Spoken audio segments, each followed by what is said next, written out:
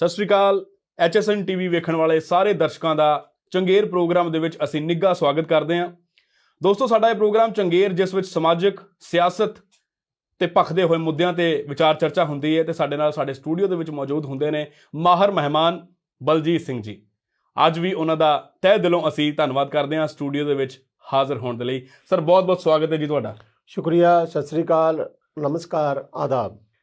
Sir, Punjab ਦੇ ਵਿੱਚ ਸਿਆਸਤ ਭਖੀ ਹੋਈ ਹੈ ਪੂਰੀ ਤਰ੍ਹਾਂ ਨਾਲ ਜੀ, ਤੇ ਚੋਣ ਜ਼ਾਬਤਾ ਜਿਹੜਾ ਹੈ ਉਹ ਲਾਗੂ ਹੋ ਗਿਆ, ਕੋਡ ਆਫ ਕੰਡਕਟ ਲਾਗੂ ਹੋ ਗਿਆ। ਤੇ ਹੁਣ ਹਰ ਇੱਕ ਪਾਰਟੀ ਚਾਹੁੰਦੀ ਹੈ ਕਿ ਸਾਡੀ ਸੱਤਾ ਆਵੇ। ਕਾਂਗਰਸ ਪਾਰਟੀ ਹੋਵੇ, ਭਾਵੇਂ ਆਮ ਆਦਮੀ ਪਾਰਟੀ ਹੋਵੇ, ਜਾਂ ਫਿਰ ਦੂਸਰੀਆਂ ਪਾਰਟੀਆਂ, ਹੁਣ ਅਕਾਲੀ ਦਲ ਪਾਰਟੀ ਹੋਵੇ, ਬਸਪਾ ਹੋਵੇ। ਤੁਹਾਨੂੰ ਕੀ ਲੱਗਦਾ ਹੈ ਕਿ ਪੰਜਾਬ ਦੇ ਵਿੱਚ ਇਸ ਵਾਰ ਕਿਹੜੀ ਪਾਰਟੀ ਆਪਣੀ ਸੱਤਾ ਕਾਇਮ ਕਰੇਗੀ? ਦੇਖੋ ਹਰੀਸ਼ ਜੀ, ਗੱਲ ਇਹ ਹੈ ਕਿ ਅਜੇ ਤੱਕ ਜੇ ਕਿਸੇ ਦਾਨਿਸ਼ਮੰਦ ਸਿਆਸੀ ਆਗੂ ਨੂੰ ਪੁੱਛਿਆ ਜਾਵੇ, ਜਾਂ ਜਿਹੜੇ ਲੋਕ ਸਿਆਸਤ ਨਾਲ ਜੁੜੇ ਹੋਏ ਨੇ, ਜਿਨ੍ਹਾਂ ਦਾ ਸਿਆਸਤ ਨਾਲ ਬੜੇ ਲੰਮੇ ਸਮੇਂ ਤੋਂ ਵਾਸਤਾ ਹੈ, ਹਰ ਇੱਕ ਬੰਦਾ ਇਹ ਕਹਿ ਰਿਹਾ ਕਿ ਪੰਜਾਬ ਦੇ ਵਿੱਚ ਇਹ ਪਹਿਲੀ ਵਾਰ ਹੈ ਜਦੋਂ ਕਿ ਸਿਆਸੀ ਦ੍ਰਿਸ਼ ਜਿਹੜਾ ਹੈ ਉਹ ਧੁੰਦਲਾ ਹੈ, ਸਾਫ਼ ਪਤਾ ਨਹੀਂ ਲੱਗ ਰਿਹਾ ਕੁਝ। ਦੇਖੋ, ਪੰਜਾਬ ਦੇ ਵਿੱਚ ਸਭ ਤੋਂ ਅਹਿਮ ਗੱਲ ਇਹ ਹੈ ਕਿ ਹੁਣ ਤੱਕ ਰਵਾਇਤੀ ਸਿਆਸੀ ਪਾਰਟੀਆਂ ਨੇ ਜਿਹੜੀਆਂ ਉੱਤਰ ਕਾਟੋ ਮੈਂ ਚੜ੍ਹਾਂ ਵਾਲਾ ਉਹ ਫਾਰਮੂਲੇ ਦੇ ਤਹਿਤ ਕਦੇ ਕਾਂਗਰਸ ਆ ਗਈ, ਕਦੇ ਅਕਾਲੀ ਆ ਗਏ, ਕਦੇ ਅਕਾਲੀ ਚਲੇ ਗਏ, ਫਿਰ ਕਾਂਗਰਸ ਆ ਗਈ 10 ਸਾਲ, ਫਿਰ ਕਾਂਗਰਸ ਮਤਲਬ ਅਕਾਲੀ ਰਹੇ, ਫਿਰ ਕਾਂਗਰਸ ਆ ਗਈ, ਹੈ ਨਾ।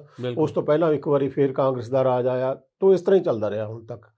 ਹੁਣ ਇਹ ਹੈ ਕਿ ਦੇਖੋ, ਪੰਜਾਬ ਦੇ ਵਿੱਚ 2-3 ਘਟਨਾਕ੍ਰਮ ਨੇ ਜਿਹੜੇ ਬੜੇ ਅਹਿਮ ਨੇ। ਉਹਨਾਂ ਦੇ ਵਿੱਚ ਸਭ ਤੋਂ ਵੱਡਾ ਤਾਂ ਕਿਸਾਨ ਅੰਦੋਲਨ ਸੀ।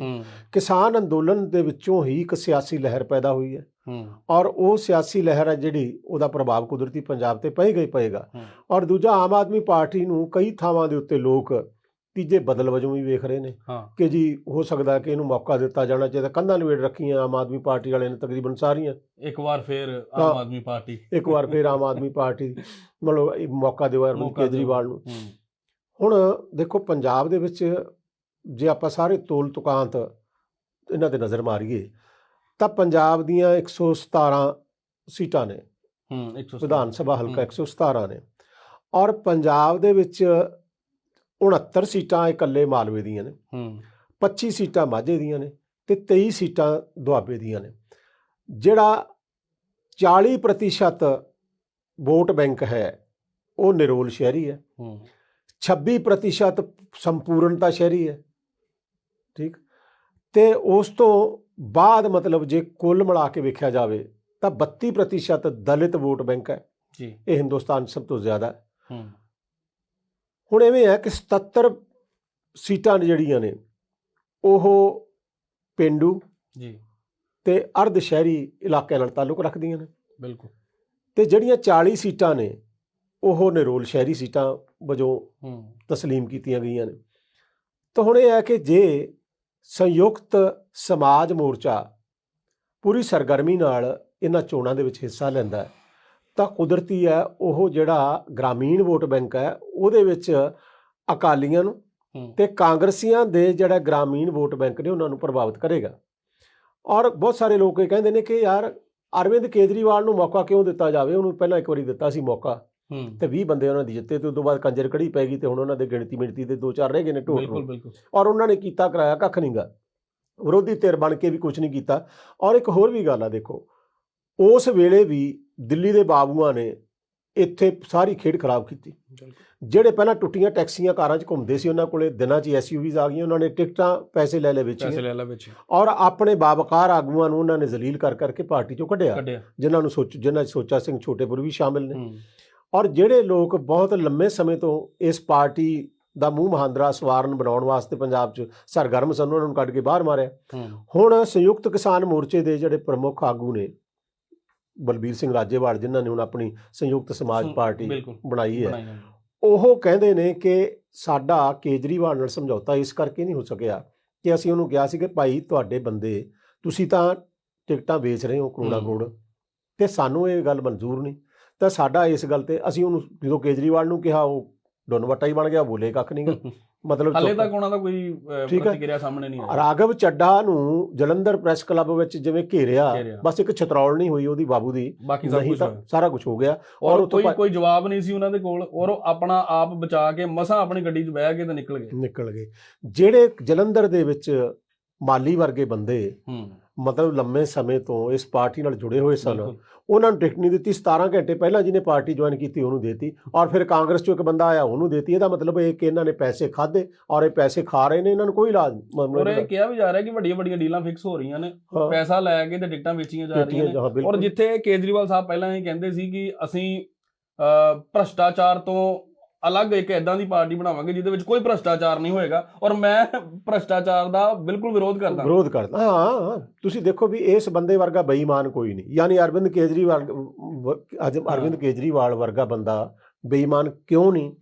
ਅਰਵਿੰਦ ਕੇਜਰੀਵਾਲ ਕੋਲੇ ਇਸ ਸਵਾਲ ਦਾ ਜਵਾਬ ਨਹੀਂ ਕਿ 2017 ਦੀਆਂ ਵਿਧਾਨ ਸਭਾ ਚੋਣਾਂ ਤੋਂ ਪਹਿਲਾਂ NRIs ਨੇ 1 ਅਰਬ ਰੁਪਈਆ ਇਸ ਪਾਰਟੀ ਨੂੰ ਦਿੱਤਾ ਤੇ ਇਹ ਕਹਿੰਦਾ ਸੀਗਾ ਕਿ ਅਸੀਂ ਆਪਣੀ ਵੈਬਸਾਈਟ ਤੇ ਪਾਵਾਂਗੇ ਔਰ ਸਾਰਾ ਇੱਕ ਪਾਈ ਦਾ ਹਿਸਾਬ ਦੇਵਾਂਗੇ। ਅੱਜ ਤੱਕ ਨਹੀਂ ਦਿੱਤਾ। ਇਹ ਬੰਦਾ ਇਸ ਤੋਂ ਬੜਾ ਖਤਰਨਾਕ ਆਦਮੀ ਹੈ ਇਹ, ਔਰ ਇਸ ਤੋਂ ਬਚਣਾ ਚਾਹੀਦਾ ਕਿਉਂਕਿ ਇਹ ਰਾਸ਼ਟਰੀ ਸਵੈਮ ਸੇਵਕ ਸੰਘ ਦਾ ਕਾਰਜਕਰਤਾ, ਪਹਿਲੀ ਗੱਲ। ਔਰ ਦੂਜੀ ਗੱਲ, ਇਹਨੇ ਕਦੇ ਵੀ ਕੋਈ ਜਿਹੜਾ ਲੋਕ ਵਿਰੋਧੀ ਫੈਸਲਾ ਹੈ ਭਾਜਪਾ ਸਰਕਾਰ ਦਾ, ਉਹਦਾ ਕਦੇ ਇਹਨੇ ਵਿਰੋਧ ਨਹੀਂ ਕੀਤਾ। ਨੰਬਰ 2, ਹੁਣ ਜਦੋਂ ਕਿ ਕਰੋੜਾਂ ਲੈ ਕੇ ਇਹ ਟਿਕਟਾਂ ਵੇਚ ਰਿਹਾ ਇੱਥੇ, ਮਤਲਬ ਇਹਨੇ ਆਪਣੀਆਂ ਜੇਬਾਂ ਭਰਨੀਆਂ, ਭਗਵੰਤ ਮਾਨ ਨੇ ਭਰ ਲੈਣੀਆਂ ਕਥਿਤ ਤੌਰ ਤੇ, ਜਾਂ ਹੋਰ ਜਿਹੜੇ ਇਹਨਾਂ ਦੇ ਆਗੂ ਰਾਘਵ ਚੱਡਾ ਪੈਸੇ ਇਕੱਠੇ ਕਰਨੀਆਂ। ਪਹਿਲਾਂ ਵੀ ਇਹਨਾਂ ਦੀ ਖੇਡ ਖਰਾਬ ਹੋਈ ਸੀ ਇਸੇ ਕਰਕੇ ਕਿ ਇਹ ਲੋਕ ਸਮਝਣ ਲੱਗ ਪਏ ਸੀ ਇਹ ਮਹਾ ਕਰਪਟ ਬੰਦੇ ਨੇ। ਹੁਣ ਇਹ ਬੰਦੇ ਦੀ ਬਿਆਨਬਾਜ਼ੀ ਦੇਖੋ, ਜਿਹੜੀ ਕਿ ਕੌਣ ਬਣੇਗਾ ਕਰੋੜਪਤੀ ਦੇ ਵਿੱਚ ਵਿਦਿਆ ਬਾਲਨ ਨੇ ਵੀ ਇੱਕ ਤਰ੍ਹਾਂ ਨਾਲ ਵਿਅੰਗ ਕੱਸਿਆ। ਉਹਦੇ 'ਚ ਇਹ ਕਹਿੰਦਾ ਪੰਜਾਬ 'ਚ ਆ ਕੇ ਕਿ ਜੀ ਇਹ ਗੁਰਦਾਸਪੁਰ ਉਹ ਇਲਾਕਾ ਹੈ, ਪੰਜਾਬ ਉਹ ਹੈ ਜਿੱਥੇ ਸਭ ਤੋਂ ਵੱਧ ਫੌਜ ਦੇ ਵਿੱਚ ਭਰਤੀ ਹੁੰਦੀ ਹੈ। ਤੇ ਉੱਤਰਾਖੰਡ ਜਾ ਕੇ ਵੀ ਉਹੀ ਬਿਆਨ ਦਿੰਦਾ। ਮਤਲਬ ਇਹ ਆ ਕਿ ਦਿਲ ਸਮਝਦਾ ਵੀ ਲੋਕ ਬੇਵਕੂਫ ਨੇ ਔਰ ਮੈਂ ਜੋ ਕਹੀ ਜਾਊਂਗਾ, ਮੈਂ ਜੋ ਸਕ੍ਰਿਪਟ ਇੱਕ ਵਾਰੀ ਤਿਆਰ ਕੀਤੀ ਉਹ ਸਾਰੇ ਪਾਸੇ ਮੈਂ ਫਿਕਸ ਕਰ ਦਿਆਂ ਵੀ ਉੱਥੇ ਵੀ ਗਿਆ ਉੱਥੇ ਵੀ ਮੈਂ ਕਹਿ ਦੂੰਗਾ, ਗੰਗਾ ਗਏ ਤਾਂ ਗੰਗਾ ਰਾਮ, ਜਮਨਾ ਗਏ ਤਾਂ ਜਮਨਾ ਰਾਮ। ਮਤਲਬ ਇਹ ਉਹ ਬੰਦਾ ਹੈ। ਦੂਸਰੀ ਗੱਲ ਇਹ ਹੈ ਕਿ ਦੇਖੋ, ਸੰਯੁਕਤ ਸਮਾਜ ਮੋਰਚਾ, ਉਹਦੇ ਪ੍ਰਤੀ ਲੋਕਾਂ ਦੀ ਹਮਦਰਦੀ ਜ਼ਰੂਰ ਹੈ। ਉਹਦਾ ਕਾਰਨ ਇਹ ਹੈ ਕਿ ਇੰਨੇ ਲੰਮੇ ਸਮੇਂ ਤੱਕ ਉਹਨਾਂ ਨੇ ਸੰਘਰਸ਼ ਕੀਤਾ, ਆਪਣੀਆਂ ਮੰਗਾਂ ਮਨਵਾਈਆਂ, ਕੁਰਬਾਨੀਆਂ ਦਿੱਤੀਆਂ। 750 ਕਿਸਾਨ ਸ਼ਹੀਦ ਹੋ ਗਏ। ਮੈਂ ਸਮਝਦਾ ਕਿ ਜਿਨ੍ਹਾਂ ਦੇ ਉੱਪਰ ਅਜੇ ਤੱਕ ਕੋਈ ਦਾਗ ਨਹੀਂ, ਕੋਈ ਕਲੰਕ ਨਹੀਂ, ਜਿਹੜੇ ਸਿਰਫ ਮਤਲਬ ਪੰਜਾਬ ਦੀਆਂ ਜ਼ਰਖੇਜ਼ ਜ਼ਮੀਨਾਂ ਨੂੰ ਬਚਾਉਣ ਵਾਸਤੇ ਆਪਣੀ ਜਾਨ ਤਲੀ ਤੇ ਰੱਖ ਕੇ ਇੰਨੇ ਲੰਮੇ ਸਮੇਂ ਤੱਕ ਉੱਥੇ ਬੈਠੇ ਰਹੇ। ਠੀਕ ਹੈ, ਕੁਝ ਵੀ ਹੋ ਸਕਦਾ ਸੀ। ਮੋਦੀ ਨੂੰ ਤਾਂ ਕੁਝ ਹੋਇਆ ਨਹੀਂ, ਤਾਂ ਵੀ ਉਹ ਸਮਝਦੇ ਨੇ ਕਿ ਮੈਂ ਜ਼ਿੰਦਾ ਵਾਪਸ ਆ ਗਿਆ। ਪਰ ਜਿਹੜੇ ਉੱਥੋਂ 750 ਬੰਦੇ ਕਦੇ ਜ਼ਿੰਦਾ ਵਾਪਸ ਆਏ ਨਹੀਂ, ਮਰ ਗਏ, ਸ਼ਹੀਦ ਹੋ ਗਏ, ਤੇ ਉਹਨਾਂ ਦੀ ਮਿੱਥਿਆ ਕੌਣ ਸੁਣੂਗਾ? ਸੋ ਇਹ ਗੱਲ ਹੈਗੀ ਹੈ ਕਿ ਅਰਵਿੰਦ ਕੇਜਰੀਵਾਲ ਬਹੁਤ ਹੀ ਸ਼ਾਤਰ ਕਿਸਮ ਦਾ ਬੰਦਾ। ਜਿੱਥੋਂ ਤੱਕ ਅਕਾਲੀਆਂ ਤੇ ਬਸਪਾ ਦਾ ਸਵਾਲ ਹੈ, ਦੇਖੋ ਅਕਾਲੀਆਂ ਦੇ ਮੱਥੇ ਤੇ ਬਹੁਤ ਵੱਡੇ ਵੱਡੇ ਕਲੰਕ ਨੇ। 10 ਸਾਲਾਂ ਦੇ ਕਾਰਜਕਾਲ ਦੇ ਵਿੱਚ ਇਹਨਾਂ ਸ਼੍ਰੀ ਗੁਰੂ ਗ੍ਰੰਥ ਸਾਹਿਬ ਦੀ ਬੇਅਦਬੀ ਦੀਆਂ ਘਟਨਾਵਾਂ ਵਾਪਰੀਆਂ। ਬਦਮਾਸ਼ ਸਾਧ ਨੂੰ ਇਹਨਾਂ ਨੇ ਮੁਆਫੀਨਾਮਾ ਦਿੱਤਾ, ਸ਼੍ਰੀ ਅਕਾਲ ਤਖਤ ਤੋਂ ਜਬਰਨ ਦਵਾਇਆ, ਔਰ 10ਵੇਂ ਪਾਤਸ਼ਾਹ ਦਾ ਸਵਾਂਗ ਰਚਣ ਵਾਲਾ ਉਹ ਬਦਮਾਸ਼ ਸਾਧ ਬਾਦਲ ਨੇ ਕਹਿ ਕੇ ਉਸ ਨੂੰ ਬਰੀ ਕਰਵਾਇਆ। ਫਿਰ ਬਹਿਬਲ ਕਲਾਂ ਕੋਟਪੂਰਾ ਗੋਲੀकांड ਹੋਏ। ਠੀਕ, ਇਹ ਗੱਲਾਂ ਨੇ। ਔਰ ਸ਼੍ਰੀ ਅਕਾਲ ਤਖਤ ਦੇ ਕਦੇ ਵੀ ਹੁਕਮਨਾਮੇ ਨੂੰ ਇਹਨਾਂ ਨੇ ਖੁਦ ਨਹੀਂ ਮੰਨਿਆ। ਜੇ ਕਿਤੇ ਹੁਕਮਨਾਮਾ ਏਕਤਾ ਵਾਸਤੇ ਜਾਰੀ ਹੋਇਆ ਤਾਂ ਉਹਦੇ ਤੇ ਮਤਲਬ ਇਹਨਾਂ ਨੇ ਕੋਈ ਵਿਚਾਰ ਨਹੀਂ ਕੀਤੀ ਔਰ ਉਸ ਨੂੰ ਮੰਨੇ ਨਹੀਂ। ਔਰ ਇਹਨਾਂ ਨੇ ਹਰ ਕਰਪਟ ਬੰਦਾ ਸੀ ਜਿਹੜਾ ਸ਼੍ਰੋਮਣੀ ਗੁਰਦੁਆਰਾ ਪ੍ਰਬੰਧਕ ਕਮੇਟੀ 'ਚ ਭਰਤੀ ਕੀਤਾ। ਔਰ ਫਿਰ ਇਹ ਹੈ ਕਿ ਗੁਰੂ ਦੀ ਗੋਲਕ ਦਾ ਰੱਜ ਕੇ ਆਪਣੇ ਸਿਆਸੀ ਮੁਫਾਦ ਲਈ ਦੁਰਉਪਯੋਗ ਕੀਤਾ। ਔਰ ਇੱਥੋਂ ਤੱਕ ਕਿ ਨਾ ਇਹ ਪਿਓ ਨੂੰ ਪਿਤਾ ਸਮਾਨ ਜਿਹੜੇ ਨੇ ਸੁਖਬੀਰ ਬਾਦਲ ਦੇ, ਸਰਦਾਰ ਪ੍ਰਕਾਸ਼ ਸਿੰਘ ਬਾਦਲ, ਨਾ ਤਾਂ ਇਹਨਾਂ ਨੂੰ ਕੋਈ ਸਿੱਖ ਇਤਿਹਾਸ ਜਾਂ ਬਾਣੀ ਨਾਲ ਤਾਲੁਕ ਹੈ, ਨਾ ਇਹਨਾਂ ਦਾ ਸ਼ਬਦ ਗੁਰੂ ਦੇ ਵਿੱਚ ਕੋਈ ਵਿਸ਼ਵਾਸ ਜਾਂ ਆਸਥਾ ਹੈ। ਇਹ ਕਹਿੰਦੇ ਤਾਂ ਹਨ ਕਿ ਅਸੀਂ 9 ਮਾਸ ਦਾ ਰਿਸ਼ਤਾ ਜਿਹੜਾ ਤੋੜ ਲਿਆ ਭਾਜਪਾ ਨਾਲ, ਪਰ ਉਹ ਬਦਸਤੂਰ ਉਸੇ ਤਰ੍ਹਾਂ ਹੀ ਕਾਇਮ ਹੈ। ਔਰ ਇਹ ਤੁਹਾਨੂੰ ਆਉਣ ਵਾਲੇ ਦਿਨਾਂ 'ਚ ਪਤਾ ਲੱਗ ਜੂਗਾ। ਹੁਣ ਇਹਨਾਂ ਨੇ ਬਸਪਾ ਨਾਲ ਸਾਂਝ ਤਾਂ ਪਾਈ ਸੀ ਕਿਉਂਕਿ ਜਿਹੜੇ ਪੰਜਾਬ ਦੇ ਆਰਥਿਕ ਤੌਰ ਤੇ ਮਤਲਬ ਕਮਜ਼ੋਰ ਸ਼੍ਰੇਣੀਆਂ ਨੇ, ਯਾਨੀ ਕਹਿ ਸਕਦੇ ਆਪਾਂ ਦਲਿਤ ਕਹਿ ਲਓ, ਹਾਸਲ ਕਰਨਾ ਵੀ ਦਲਿਤ ਵੋਟਾਂ ਇਹਨਾਂ ਨੂੰ ਹਾਸਲ ਹੋ ਜਾਣਗੀਆਂ। ਪਰ ਕਾਂਗਰਸ ਨੇ ਇੱਕ ਤਰ੍ਹਾਂ ਨਾਲ ਬ੍ਰਹਮਅਸਤਰ ਛੱਡਤਾ ਚਰਨਜੀਤ ਸਿੰਘ ਚੰਨੀ ਨੂੰ ਮੁੱਖ ਮੰਤਰੀ ਬਣਾ ਕੇ। ਔਰ ਪੰਜਾਬ ਦੇ ਵਿੱਚ 32% ਦਲਿਤ ਵੋਟਾਂ ਨੇ। ਇਹ ਹਿੰਦੁਸਤਾਨ ਦੇ ਵਿੱਚ ਸਭ ਤੋਂ ਵੱਡਾ ਅੰਕੜਾ ਹੈ। ਔਰ ਇਹਦਾ ਮਤਲਬ ਇਹ ਹੈ ਕਿ ਇਹ 32% ਸਾਰੇ ਸਿਆਸੀ ਤੋਲ ਤੁਕਾਂਤ ਬਦਲ ਸਕਦੇ ਨੇ। ਔਰ ਕੁਦਰਤੀ ਹੈ ਕਿ ਜਦੋਂ ਚੰਨੀ ਜੀ ਬਣੇ ਮੁੱਖ ਮੰਤਰੀ ਤਾਂ ਲੋਕਾਂ ਦੀ ਹਮਦਰਦੀ ਜਾਏਗੀ। ਜਿਹੜੇ ਮਤਲਬ ਦਲਿਤ ਵੋਟਰ ਨੇ ਉਹ ਸਮਝਣਗੇ ਯਾਰ ਵੀ ਇਹ ਤਾਂ ਹੁਣ ਕਹਿੰਦੇ ਸੀ, ਪਹਿਲਾਂ ਕਹਿੰਦੇ ਸੀ ਉਪ ਮੁੱਖ ਮੰਤਰੀ ਬਣਾਵਾਂਗੇ ਅਕਾਲੀ ਦਲ ਵਾਲੇ। ਠੀਕ ਹੈ, ਉਸ ਤੋਂ ਬਾਅਦ ਉਧਰੋਂ ਦੂਜੇ ਪਾਸੇ ਕੋਈ ਬਿਆਨ ਨਹੀਂ ਆਇਆ ਕਿਸੇ ਨੇ, ਪਰ ਇਹਨਾਂ ਨੇ ਪਹਿਲਾਂ ਹੀ ਮਤਲਬ ਬਣਾਤਾ ਮੁੱਖ ਮੰਤਰੀ ਜੀ ਨੂੰ। ਔਰ ਮੁੱਖ ਮੰਤਰੀ ਨੇ ਚਰਨਜੀਤ ਚੰਨੀ ਨੇ ਥੋੜੇ ਜਿਹੇ ਦਿਨਾਂ ਦੇ ਵਿੱਚ ਹੀ ਜੋ ਆਪਣਾ ਜਨਤਕ ਪ੍ਰਭਾਵ ਸਿਰਜਿਆ ਹੈ, ਦੇਖੋ ਬਹੁਤ ਸਾਰੀਆਂ ਗੱਲਾਂ ਐਸੀਆਂ ਹੁੰਦੀਆਂ ਨੇ, ਕਈ ਆਰਥਿਕ ਮਜਬੂਰੀਆਂ ਵੀ ਹੁੰਦੀਆਂ ਨੇ, ਕਈ ਵਾਰੀ ਐਲਾਨ ਹੋ ਜਾਂਦੇ ਨੇ ਔਰ ਉਹ ਪੂਰੇ ਨਹੀਂ ਹੁੰਦੇ, ਕਾਇਮ ਨਹੀਂ ਹੁੰਦੇ, ਉਹਨਾਂ ਤੇ ਐਕਸ਼ਨ ਨਹੀਂ ਹੋ ਪਾਉਂਦਾ। ਉਹਦੇ ਵਿੱਚ ਕਈ ਕਿਸਮ ਦੀਆਂ ਮਤਲਬ ਫਾਰਮੈਲਿਟੀਜ਼ ਜਾਂ ਕਹਿ ਲਓ ਸ਼ਾਮਿਲ ਹੁੰਦੀਆਂ ਨੇ। ਜਿੱਦਾਂ ਹੁਣ ਭਗਵੰਤ ਮਾਨ ਆਪਣੇ ਇੱਕ ਉਹਨਾਂ ਦਾ ਰੀਸੈਂਟਲੀ ਇੱਕ ਸਪੀਚ ਇੱਕ ਸਭਾ ਨੂੰ ਸੰਬੋਧਿਤ ਕਰ ਰਹੇ ਸਨ, ਤੇ ਉੱਥੇ ਉਹਨਾਂ ਨੇ ਕਿਹਾ ਕਿ ਜਿਹੜੇ 36,000 ਜਿਹੜੇ ਕਰਮਚਾਰੀ ਸਨ ਉਹਨਾਂ ਨੂੰ ਪੱਕਾ ਕਰ ਦਿੱਤਾ ਗਿਆ। ਉਹਦੇ ਵੋਟ ਤਾਂ ਅਸੀਂ ਪੂਰੇ ਪੰਜਾਬ ਦੇ ਵਿੱਚ ਲਵਾ ਦਿੱਤੇ ਗਏ ਨੇ, ਪਰ ਜੇਕਰ 3 ਜ਼ੀਰੋਆਂ ਕੱਢ ਦਈਏ 36 ਕਰਮਚਾਰੀ ਵੀ ਪੱਕੇ ਨਹੀਂ ਹੋਏ। ਦੇਖੋ ਗੱਲ ਇਹ ਹੁੰਦੀ ਹੈ, ਭਗਵੰਤ ਮਾਨ ਦਾ ਇੱਕ ਹੋਰ ਬਿਆਨ ਵੀ ਆਇਆ, ਕਹਿੰਦਾ ਜਦੋਂ ਸਾਡੀ ਸਰਕਾਰ ਆਈ ਉਦੋਂ ਧਰਨੇ ਬੰਦ ਹੋ ਜਾਣਗੇ। ਉਹ ਪਹਿਲਾਂ ਤੂੰ ਇਹ ਦੱਸ, ਦਿੱਲੀ ਤਾਂ ਪਹਿਲਾਂ ਹੀ ਤੁਹਾਡੇ ਉਹ ਜਿਹੜੇ ਕੱਚੇ ਮੁਲਾਜ਼ਮ ਨੇ ਧਰਨੇ ਲਾਈ ਬੈਠੇ ਨੇ, ਤੇ ਤੂੰ ਤਾਂ ਇਹ ਵੀ ਕਹਿੰਦਾ ਸੀਗਾ ਕਿ ਅਸੀਂ ਮਤਲਬ ਬਹੁਤ ਹੀ ਇਮਾਨਦਾਰ ਲੋਕ ਹਾਂ, ਬਿਲਕੁਲ, ਔਰ ਅਸੀਂ ਮਤਲਬ ਜਿਹੜੇ ਲੁਟੇਰੇ ਨੇ ਉਹਨਾਂ ਨੂੰ ਖਤਮ ਕਰ। ਤੁਸੀਂ ਤਾਂ ਆਪ ਲੁੱਟ ਬਹੁਤ ਮਚਾਈ ਹੈ, ਔਰ ਤੁਸੀਂ ਆਹ ਦੇਖ ਲਓ ਜਲੰਧਰ ਦੇ ਵਿੱਚ ਕੀ ਹੋਇਆ, ਤੇ ਹੋਰ ਬਹੁਤ ਥਾਵਾਂ ਦੇ ਉੱਤੇ ਤੁਹਾਡਾ ਵਿਰੋਧ ਹੋ ਰਿਹਾ ਕਿ ਤੁਸੀਂ ਪੈਸੇ ਲੈ ਕੇ ਆਪਣੀਆਂ ਜੇਬਾਂ ਗਰਮ ਕਰ ਰਹੇ ਹੋ, ਟਿਕਟਾਂ ਵੇਚ ਰਹੇ ਹੋ ਤੁਸੀਂ। ਔਰ ਦੂਸਰੀ ਗੱਲ ਇਹ ਹੈ, ਫਿਰ ਉਹੀ ਇਤਿਹਾਸ ਦੁਹਰਾਇਆ ਜਾ ਰਿਹਾ ਜਿਹੜਾ 2017 ਤੋਂ ਪਹਿਲਾਂ ਸੀ। ਉਹ ਜਿਹੜਾ ਪੈਸਾ ਇਕੱਠਾ ਕੀਤਾ ਸੀ ਭਗਵੰਤ ਮਾਨ ਦੱਸੇਗਾ ਉਹ ਕਿੱਥੇ ਗਿਆ, ਕਿਹਦੀ ਜੇਬ ਚਲਾ ਗਿਆ, ਕਿਹਨੇ ਖਾਧਾ? ਅਰਵਿੰਦ ਕੇਜਰੀਵਾਲ ਖਾ ਗਿਆ। ਅਰਵਿੰਦ ਕੇਜਰੀਵਾਲ ਤਾਂ ਉਦੋਂ ਇਹ ਵੀ ਕਹਿੰਦਾ ਸੀ ਮੈਂ ਤਾਂ ਇੱਕ ਸਧਾਰਨ ਆਮ ਆਦਮੀ ਹਾਂ, ਤੇ ਹੁਣ ਜਿਹੜੇ ਆ ਰਹੇ ਨੇ ਉਹ ਸਾਰੇ ਕਰੋੜਾਪਤੀ ਨੇ, ਔਰ ਜਿਹੜੇ ਕੋਲੇ ਕਰੋੜਾਂ ਹਨ ਉਹੀ ਕਰੋੜਾਂ ਦੇਗਾ ਨਾ, ਨੰਗ ਬੰਦਾ ਕਿਉਂ ਦੇਗਾ? ਔਰ ਜਿਹੜਾ ਸਧਾਰਨ ਕਾਰਜਕਰਤਾ ਜਿਹਦੇ ਕੋਲੇ ਵਿਚਾਰੇ ਕੋਲੇ ਕੁਝ ਨਹੀਂ, ਸਿਰਫ ਇੱਕ ਉਹਨੇ ਆਪਣਾ ਵਕਤ ਦਿੱਤਾ, ਆਪਣਾ ਤਾਣ ਲਾਇਆ ਇਸ ਪਾਰਟੀ ਨੂੰ ਖੜਾ ਕਰਨ ਵਾਸਤੇ, ਉਹਦੇ ਕੋਲੇ ਪੈਸਾ ਨਹੀਂ, ਇਹਦਾ ਮਤਲਬ ਉਹਦੀ ਯੋਗਤਾ ਨਹੀਂ ਕੋਈ ਉਮੀਦਵਾਰ। ਬਿਲਕੁਲ। ਔਰ ਮਾਲੀ ਸਾਹਿਬ ਤਾਂ ਇੱਥੋਂ ਤੱਕ ਕਹਿੰਦੇ ਸਨ, ਉਹਨਾਂ ਨਾਲ ਗੱਲਬਾਤ ਜਦੋਂ ਹੋਈ ਤਾਂ ਉਹ ਕਹਿੰਦੇ ਕਿ ਉਹ ਤਾਂ ਵੱਡੀ ਗੱਲ ਹੈ ਕਿ ਜਿਹੜਾ NRIs ਦਾ ਇੰਨਾ ਫੰਡ ਇਕੱਠਾ ਹੋਇਆ ਉਹਦੀ ਕੋਈ ਪੁੱਛ ਪੜਤਾਲ ਨਹੀਂ ਜਾਂ ਕੋਈ ਦੱਸਿਆ ਨਹੀਂ ਵੀ ਕਿੱਥੇ ਖਰਚ ਹੋਇਆ, ਕਿੱਥੇ ਲਾਇਆ, ਜਿਹਦੀ ਕਹਿੰਦੇ ਸੀ ਕਿ ਅਸੀਂ ਜਨਤਕ ਕਰਾਂਗੇ ਉਹ ਜਿਹੜੀ ਰਿਪੋਰਟ। ਜਿਹੜਾ ਲੋਕਲ ਲੈਵਲ ਦੇ ਜਿਹੜੇ ਰੈਲੀਆਂ ਕਰਦੇ ਰਹੇ ਨੇ ਉਹਦੇ ਲਈ ਜਿਹੜਾ ਫੰਡ ਇਕੱਠਾ ਹੁੰਦਾ ਰਿਹਾ, ਤੇ ਜਿਹੜੇ ਲੋਕਲ ਜਿਹੜੇ ਕੈਂਡੀਡੇਟਸ ਨੂੰ ਲੈ ਕੇ ਫੰਡ ਲਗਾਉਂਦੇ ਰਹੇ ਨੇ, ਤੇ ਕਹਿੰਦੇ ਨੇ ਕਿ ਉਹਦੀ ਰਿਪੋਰਟ ਵੀ ਅਸੀਂ ਜਨਤਕ ਕਰਾਂਗੇ, ਤੁਹਾਨੂੰ ਦੱਸਿਆ ਜਾਏਗਾ ਪ੍ਰੋਪਰ। ਉਹ ਵੀ ਨਹੀਂ ਜਨਤਕ ਕੀਤੀ ਕਿ ਕਿੱਥੇ ਲਾਇਆ ਪੈਸਾ। ਦੇਖੋ ਇਹ ਸਭ ਬਕੜਵਾਸ ਹੈ। ਗੱਲ ਇਹ ਹੈਗੀ ਹੈ ਕਿ ਕਰਪਟ ਆਦਮੀ ਹੁੰਦਾ ਨਾ ਜਿਹੜਾ, ਸਿਆਸਤ ਦੇ ਵਿੱਚ ਬਹੁਤ ਘੱਟ ਲੋਕ ਐਸੇ ਹੁੰਦੇ ਨੇ ਜਿਹੜੇ ਜਦੋਂ ਸਿਆਸਤ ਦਾਖਲ ਹੁੰਦੇ ਨੇ ਜਾਂ ਸਿਆਸਤ ਛੱਡਦੇ ਨੇ ਉਹਨਾਂ ਤੇ ਕੋਈ ਦਾਗ ਨਹੀਂ ਹੁੰਦਾ। ਬਿਲਕੁਲ। ਪਰ ਬਹੁਤ ਸਾਰੇ ਇੱਥੇ ਲੁਟੇਰੇ ਆਉਂਦੇ ਨੇ, ਜਿਵੇਂ ਚੰਬਲ ਦੇ ਵਿੱਚ ਪਹਿਲਾਂ ਡਾਕੂ ਹੁੰਦੇ ਸੀ ਨਾ, ਉਹ ਕਦੇ ਡਾਕੂ ਮੋਹਰ ਸਿੰਘ ਆ ਜਾਂਦਾ ਸੀ, ਡਾਕੂ ਜਰਨੈਲ ਸਿੰਘ ਆ ਜਾਂਦਾ ਸੀ, ਠੀਕ ਹੈ, ਡਾਕੂ ਬੰਦ ਸਿੰਘ ਆ ਜਾਂਦਾ ਸੀ, ਡਾਕੂ ਹਰਬੰਸ ਸਿੰਘ ਆ ਜਾਂਦਾ ਸੀ, ਮਤਲਬ ਇਹ ਡਾਕੂ ਬਦਲਦੇ ਰਹੇ। ਉਹ ਸਾਰੇ ਡਾਕੂ ਜਿਹੜੇ ਸੀ ਹੁਣ ਉਹ ਕਹਿੰਦੇ ਸਫਾਇਆ ਹੋ ਗਿਆ, ਪਰ ਸਫਾਇਆ ਕੋਈ ਨਹੀਂ ਹੋਇਆ, ਉਹ ਸਾਰੇ ਸਿਆਸਤ ਚ ਆ ਗਏ। ਔਰ ਸਿਆਸਤ ਦੇ ਵਿੱਚ ਵੀ ਡਾਕੂਆਂ ਦੇ ਟੋਲੇ ਬਦਲਦੇ ਰਹਿੰਦੇ ਨੇ, ਡਾਕੂ ਬਦਲਦੇ ਰਹਿੰਦੇ ਨੇ। ਇੱਥੇ ਇਹ ਹੁੰਦਾ ਕਿ ਕੋਈ ਤਾਂ ਡਾਕੂ ਬਹੁਤ ਮਾਲਦਾਰ ਬਣ ਜਾਂਦਾ, ਉਹਨੂੰ ਛੋਟੇ ਡਾਕੂ ਮਤਲਬ ਖਤਮ ਹੀ ਨਹੀਂ ਕਰ ਸਕਦੇ, ਉਹਨੂੰ ਹਰਾ ਨਹੀਂ ਸਕਦੇ। ਜਦੋਂ ਉਹਦਾ ਕੱਦ ਬਹੁਤ ਵੱਡਾ ਹੋ ਜਾਂਦਾ, ਪਾਵਰ ਆ ਜਾਂਦੀ ਹੈ। ਇਸ ਤਰ੍ਹਾਂ ਦੇ ਡਾਕੂ ਮੌਜੂਦ ਨੇ ਪੰਜਾਬ 'ਚ, ਮਤਲਬ ਜਿਹੜੇ ਕਿ ਜਿਨ੍ਹਾਂ ਬਾਰੇ ਕਿਹਾ ਜਾਂਦਾ ਕਿ ਦਰਵੇਸ਼ ਡਾਕੂ ਨੇ, ਹੈ ਨਾ, ਵੀ ਬਹੁਤ ਦਰਵੇਸ਼ ਨੇ, ਪਰ ਦਰਵੇਸ਼ ਡਾਕੂ ਹੋ ਹੀ ਨਹੀਂ ਸਕਦਾ, ਠੀਕ ਹੈ, ਜਾਂ ਡਾਕੂ ਹੈ ਜਾਂ ਦਰਵੇਸ਼ ਹੈ, ਦੋ ਗੱਲਾਂ ਨੇ। ਪਰ ਜਦੋਂ ਲੋਕ ਕਹਿੰਦੇ ਨੇ ਵੀ ਇਹ ਦਰਵੇਸ਼ ਡਾਕੂ ਨੇ ਤਾਂ ਉਦੋਂ ਮਤਲਬ ਇੱਕ ਤਰ੍ਹਾਂ ਨਾਲ ਹਾਸਾ ਵੀ ਹੁੰਦਾ ਤੇ ਰੋਣਾ ਵੀ ਆਉਂਦਾ। ਚਲੋ ਖੈਰ, ਲੇਕਿਨ ਇਹ ਹੈ ਕਿ ਸਿਆਸਤ 'ਚ ਛੋਟੇ ਚੋਰ, ਵੱਡੇ ਚੋਰ, ਉਦੋਂ ਵੱਡੇ ਚੋਰ, ਉਦੋਂ ਵੱਡੇ ਚੋਰ, ਫਿਰ ਡਾਕੂ, ਫਿਰ ਚੱਕਰਵਰਤੀ ਡਾਕੂ, ਮਤਲਬ ਇਵੇਂ ਇਹ ਹੁੰਦਾ। ਜੇ ਕੋਈ ਇਹ ਕਹਿੰਦਾ ਹੈ ਕਿ ਮੈਂ ਇਮਾਨਦਾਰ ਹਾਂ, ਇਹਦਾ ਮਤਲਬ ਉਸ ਤੋਂ ਵੱਡਾ ਬੇਈਮਾਨ ਹੈ ਕੋਈ? ਸਭ ਤੋਂ ਵੱਡਾ ਬੇਈਮਾਨ ਉਹੀ ਹੈ, ਕਿਉਂਕਿ ਤੁਹਾਡੀ ਬੇਈਮਾਨੀ ਤੇ ਤੁਹਾਡੀ ਇਮਾਨਦਾਰੀ ਦਾ ਸਬੂਤ ਜਿਹੜਾ ਹੈ ਉਹ ਲੋਕਾਂ ਨੇ ਦੇਣਾ। ਬਿਲਕੁਲ।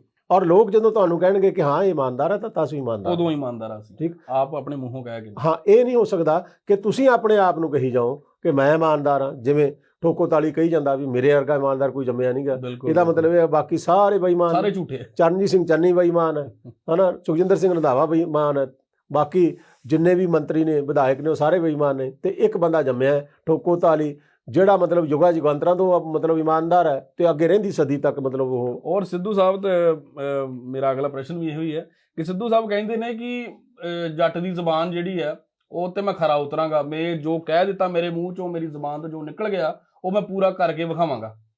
ਕਿ ਇਹ ਸਿਰਫ ਜ਼ੁਬਾਨ ਦੇ ਰਹੇ ਨੇ ਜਾਂ ਇਹਨਾਂ ਦੀਆਂ ਜਿਹੜੀਆਂ ਗੱਲਾਂ ਨੇ ਵਾਕਈ ਪੂਰੀਆਂ ਹੋਣਗੀਆਂ। ਪਰ ਮੈਨੂੰ ਕਦੀ ਕਦੀ ਇਹ ਲੱਗਦਾ ਕਿ ਸਿੱਧੂ ਸਾਹਿਬ ਨੂੰ ਸਿਰਫ ਕੁਰਸੀ ਚਾਹੀਦੀ ਹੈ। ਉਹ ਬੰਦਾ ਜਿਹੜਾ ਆਪਣੀ ਪਾਰਟੀ ਦੇ ਵਿੱਚ ਰਹਿ ਕੇ, ਆਪਣੀ ਪਾਰਟੀ ਦਾ ਹੀ ਸਗਾ ਨਹੀਂ ਹੈਗਾ, ਆਪਣੇ ਮੁੱਖ ਮੰਤਰੀ ਦਾ ਸਗਾ ਨਹੀਂ ਹੈਗਾ, ਆਪਣੇ ਜਿਹੜਾ ਹੋਰ ਜਿਹੜੇ ਮੈਂਬਰਾਂ ਨੇ ਉਹਨਾਂ ਦਾ ਸਗਾ ਨਹੀਂ ਹੈਗਾ, ਕਿਸੇ ਵੀ ਮੰਚ ਤੋਂ ਬੋਲਦੇ ਨੇ ਤੇ ਉਹਨਾਂ ਦੇ ਅਗੇਂਸਟ ਬੋਲਦੇ ਨੇ। ਔਰ ਕਦੇ ਵੀ ਇਹਨਾਂ ਨੇ ਇਹ ਨਹੀਂ ਕਿਹਾ ਕਿ ਮੇਰਾ ਜਿਹੜਾ ਮੁੱਖ ਮੰਤਰੀ ਹੈ, ਹੁਣ ਤਾਂ ਫਿਲਹਾਲ ਚਲੋ ਕੋਡ ਆਫ ਕੰਡਕਟ ਲੱਗ ਗਿਆ, ਤੇ ਚੰਨੀ ਸਾਹਿਬ ਦੀ ਕਦੀ ਵੀ ਇਹਨਾਂ ਨੇ ਹਿਮਾਇਤ ਨਹੀਂ ਕੀਤੀ, ਕਦੀ ਤਾਰੀਫ ਨਹੀਂ ਕੀਤੀ, ਕੋਈ ਵੀ ਉਹਨਾਂ ਨੇ ਕੋਈ ਵੀ ਸਟੈਪ ਲਿਆ, ਹਮੇਸ਼ਾ ਉਹਨਾਂ ਦੇ ਅਗੇਂਸਟ ਹੀ ਗੱਲ ਕੀਤੀ ਹੈ। ਇਹਦਾ ਮਤਲਬ ਇਹੀ ਹੈ ਕਿ ਇਹ ਸਿਰਫ ਕੁਰਸੀ ਦੇ ਭੁੱਖੇ ਨੇ, ਦੇਖੋ ਹਰੀਸ਼ ਜੀ, ਬੰਦੇ ਨੂੰ ਪਰਖਣਾ ਹੋਵੇ ਵਾਕਈ ਠੀਕ ਹੈ ਕਿ ਉਹਦੀ ਜ਼ੁਬਾਨ ਤੋਂ ਪਰਖਿਆ ਜਾਂਦਾ, ਉਹਦੇ ਅਮਾਲ ਤੋਂ ਪਰਖਿਆ ਜਾਂਦਾ ਕਿ ਉਸ ਦੇ ਕਿਸ ਤਰ੍ਹਾਂ ਦੇ ਕਰਮ ਨੇ। ਇਹ ਬੰਦਾ ਪਹਿਲਾਂ ਅਕਾਲੀ ਦਲ ਦਾ ਬਹੁਤ ਵਫਾਦਾਰ ਰਿਹਾ ਔਰ ਉਹਨਾਂ ਦੇ ਇੱਕ ਤਰ੍ਹਾਂ ਨਾਲ ਬੁਲਾਰੇ ਵਜੋਂ ਵੀ ਕੰਮ ਕਰਦਾ ਰਿਹਾ, ਇਸ਼ਤਿਹਾਰਬਾਜ਼ੀ ਵੀ ਕਰਦਾ ਰਿਹਾ। ਠੀਕ, ਉਸ ਤੋਂ ਬਾਅਦ ਇਹ ਭਾਜਪਾ 'ਚ ਚਲਾ ਜਾਂਦਾ। ਭਾਜਪਾ ਨੂੰ ਇਹ ਆਪਣੀ ਮਾਂ ਕਹਿੰਦਾ, ਭਾਜਪਾ ਨੂੰ ਆਪਣੀ ਜੜਨੀ ਕਹਿੰਦਾ, ਆਪਣਾ ਸਵੈਭਿਮਾਨ ਕਹਿੰਦਾ, ਆਪਣੀ ਪਹਿਚਾਣ ਕਹਿੰਦਾ ਔਰ ਇਹ ਵੀ ਕਹਿੰਦਾ ਕਿ ਜਿਹੜਾ ਭਾਜਪਾ ਨੂੰ ਵੋਟ ਨਹੀਂ ਪਾਊਗਾ ਉਹ ਗਊ ਮਾਸ ਖਾਣ ਦੇ ਬਰਾਬਰ ਅਪਰਾਧ ਕਰੂਗਾ। ਇਹਦਾ ਵੀਡੀਓ ਹੈ ਜਿਹੜਾ ਵਾਇਰਲ ਹੋਇਆ, ਜਦੋਂ ਮਰਜ਼ੀ ਤੁਸੀਂ ਵੇਖ ਲਓ। ਠੀਕ, ਇਹ ਆਪਣੀ ਸਕੀ ਮਾਂ ਨੂੰ, ਜਿਹੜੀ ਇਹਦੀ ਜਣਨੀ ਹੈ, ਉਹਨੂੰ ਛੱਡਦਾ। ਇਹਦਾ ਮਤਲਬ ਇਹ ਸਕੀ ਮਾਂ ਦਾ ਵੀ ਨਹੀਂ, ਮਤਲਬ ਇਹ ਮਾਂ ਨਾਲ ਵੀ ਵਿਸ਼ਵਾਸਘਾਤ ਕਰਦਾ।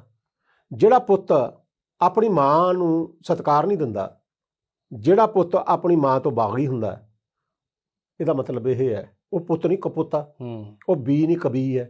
ਠੀਕ, ਉਸ ਤੋਂ ਬਾਅਦ ਇਹ ਸਕੀ ਮਾਂ ਨੂੰ ਛੱਡ ਕੇ ਮਤਰੇਈ ਮਾਂ ਦੀ ਗੋਦੀ 'ਚ ਆ ਬੈਠਦਾ ਕਾਂਗਰਸ ਦੀ। ਔਰ ਜਿਨ੍ਹਾਂ ਨੂੰ ਇਹ ਅਪਮਾਨਜਨਕ ਤਰੀਕੇ ਨਾਲ, ਬਹੁਤ ਘਟੀਆ ਤਰੀਕੇ ਨਾਲ, ਬਹੁਤ ਘਟੀਆ ਸ਼ੈਲੀ ਦੇ ਵਿੱਚ ਨਿੰਦਾ ਰਿਹਾ। ਮੁੰਨੀ ਬਦਨਾਮ ਹੋਈ, ਪੱਪੂ ਕਹਿੰਦਾ ਰਿਹਾ, ਬੇਅਸਰ ਸਰਦਾਰ ਡਾਕਟਰ ਮਨਮੋਹਨ ਸਿੰਘ ਨੂੰ ਕਹਿੰਦਾ ਰਿਹਾ, ਜਦ ਕਿ ਉਹਨਾਂ ਦੇ ਅਸਰਾਤ ਤੋਂ ਦੁਨੀਆ ਵਾਕਿਫ। ਬਿਲਕੁਲ ਬਿਲਕੁਲ ਠੀਕ।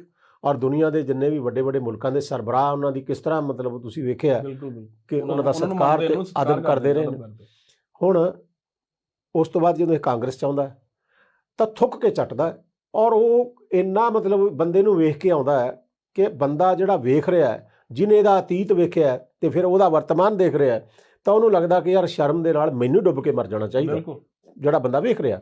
ਔਰ ਇਹਨੂੰ ਬਿਲਕੁਲ ਸ਼ਰਮ ਨਹੀਂ ਆਉਂਦੀ ਕਿ ਜਿਨ੍ਹਾਂ ਬੰਦਿਆਂ ਦੀ ਇਹ ਆਲੋਚਨਾ ਕਰਦਾ ਸੀ, ਜਿਹਨੂੰ ਇਹ ਮੁੰਨੀ ਕਹਿੰਦਾ ਸੀ, ਉਹਨਾਂ ਦੇ ਪੈਰਾਂ 'ਚ, ਉਹਨਾਂ ਦੇ ਬਿਲਕੁਲ ਪੈਰਾਂ 'ਚ ਡਿੱਗਦਾ, ਜੁੱਤੀਆਂ ਚੱਟਣ ਤੱਕ ਜਾਂਦਾ। ਔਰ ਉਸ ਤੋਂ ਬਾਅਦ ਇਹ ਫਿਰ ਕਾਂਗਰਸ 'ਚ ਆ ਜਾਂਦਾ।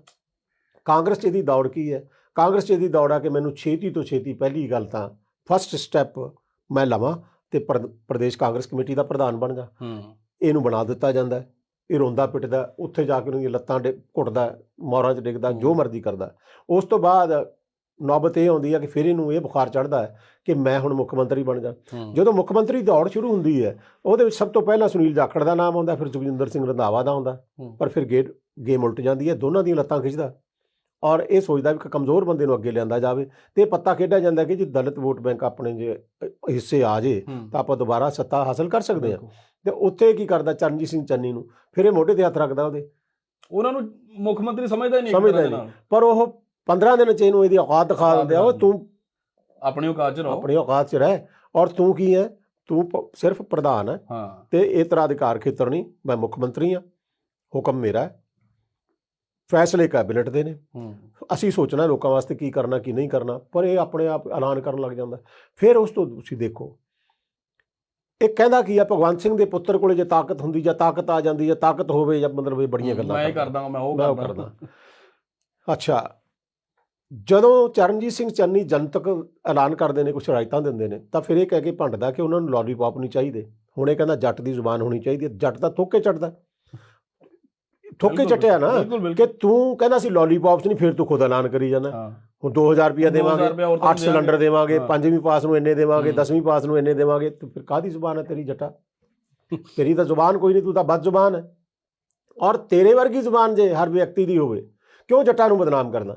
ਕਿਉਂਕਿ ਜੱਟ ਦੀ ਜ਼ੁਬਾਨ ਤਾਂ ਜੱਟ ਦੀ ਜ਼ੁਬਾਨ ਹੁੰਦੀ ਹੈ, ਉਹ ਜ਼ੁਬਾਨ ਬਦਲ ਨਹੀਂ ਸਕਦੀ। ਬਿਲਕੁਲ। ਪਰ ਤੂੰ ਜੱਟਾਂ ਦਾ ਨਾਂ ਲੈ ਕੇ ਜੱਟਾਂ ਨੂੰ ਬਦਨਾਮ ਕਰਦਾ ਔਰ ਤੇਰੀ ਜ਼ੁਬਾਨ ਤੇ ਕੋਈ ਵਿਸ਼ਵਾਸ ਹੀ ਨਹੀਂਗਾ। ਅੱਜ ਤੂੰ ਹੋਰ ਗੱਲ ਕਹਿਣਾ, ਫਿਰ ਤੂੰ ਚੱਟ ਲੈਣਾ, ਫਿਰ ਥੁੱਕ ਦੇਣਾ, ਫਿਰ ਤੂੰ ਚੱਟ ਲੈਣਾ। ਮਤਲਬ ਇਹ ਤੇਰਾ ਕੀ ਕਿਰਦਾਰ ਆ? ਔਰ ਦੂਸਰੀ ਗੱਲ ਇਹ ਹੈ ਕਿ ਇਹਦੀ ਮੈਂ ਸਮਝਦਾ ਕਿ ਇੱਕੋ ਇੱਕ ਸ਼ਖਸੀਅਤ ਆ, ਉਹ ਹੈ ਮਸਖਰੇ ਦੀ। ਤੁਸੀਂ ਵੇਖਿਆ ਹੋਣਾ ਜਿਹੜੇ ਜਿਹੋ ਜਿਹੇ ਸ਼ੋਅ ਇਹਦੇ ਹੁੰਦੇ ਰਹੇ ਨੇ, ਔਰ ਤੁਸੀਂ ਇੱਕ ਉਹ ਵੀ ਵੇਖੀ ਹੋਣੀ ਹੈ ਵੀਡੀਓ, ਜਿਹਦੇ 'ਚ ਇਹਨਾਂ ਦੀ ਪਤਨੀ ਵੀ ਸ਼ਾਮਿਲ ਹੈ, ਇਹਨਾਂ ਦੀ ਬੇਟੀ ਵੀ ਸ਼ਾਮਿਲ ਹੈ ਤੇ ਇਹ ਵੀ ਹੈ।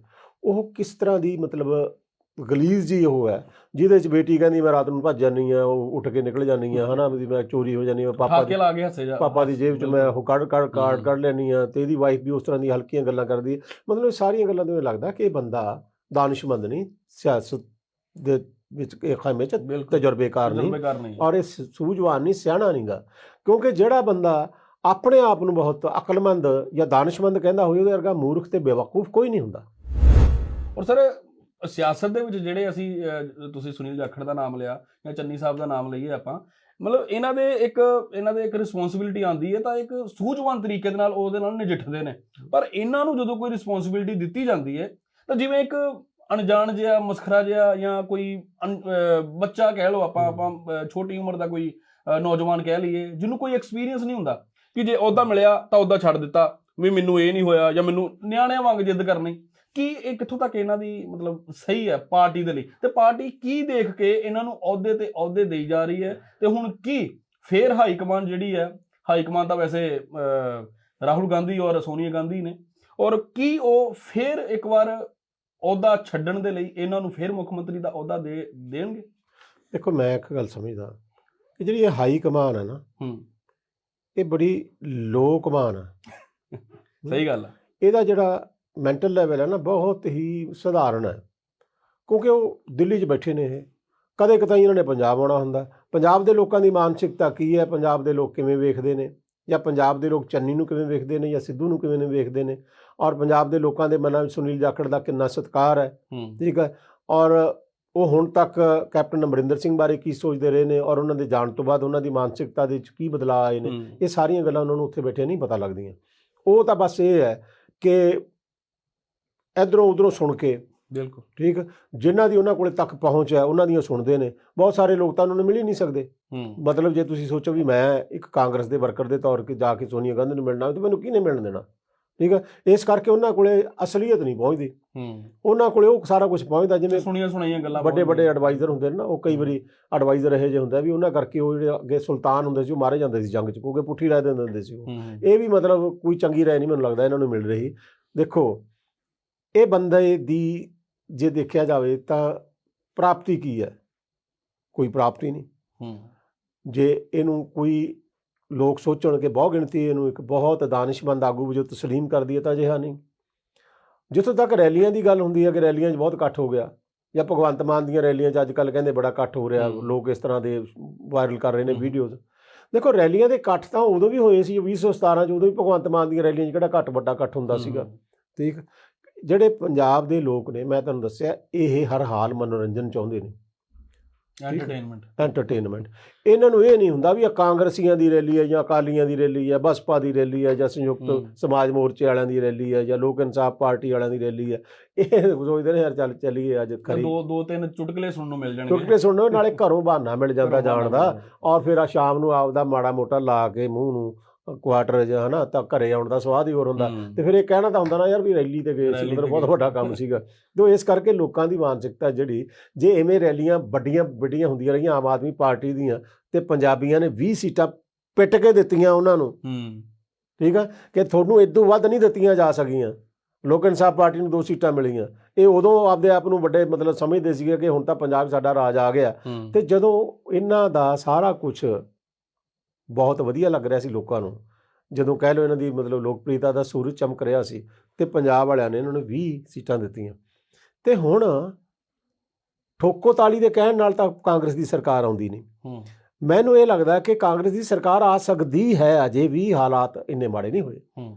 ਪਰ ਇਹ ਬੰਦਾ ਜੇ ਖਾਮੋਸ਼ ਨਾ ਹੋਇਆ, ਇਹ ਬੰਦੇ ਨੇ ਜੇ ਪਿੱਟ ਸਿਆਪਾ ਐਵੇਂ ਨਾ ਪਾਇਆ, ਤਾਂ ਇਹ ਪੰਜਾਬ ਦੇ ਵਿੱਚ ਕਾਂਗਰਸ ਦੀ ਬੇੜੀ ਡੋਬ ਕੇ ਦਮ ਲਊਗਾ। ਔਰ ਜੇ ਇਹਨੂੰ ਚੁੱਪ ਕਰਾ ਲਿਆ ਜਾਵੇ, ਚੰਨੀ ਦੇ ਹੱਥ ਅਗਵਾਈ ਸੌਂਪ ਦਿੱਤੀ ਜਾਵੇ, ਤਾਂ ਫਿਰ ਪੰਜਾਬ ਦੇ ਵਿੱਚ ਕਾਂਗਰਸ ਨੂੰ ਕੋਈ ਹਰਾ ਨਹੀਂ ਸਕਦਾ। ਅਜੇ ਵੀ ਕਾਂਗਰਸ ਮਤਲਬ ਇਹ ਹੈ ਕਿ ਬਾਕੀ ਸਾਰੀਆਂ ਪਾਰਟੀਆਂ ਨਾਲੋਂ ਵੱਧ ਸੀਟਾਂ ਲਿਜਾ ਸਕਦੀ ਹੈ।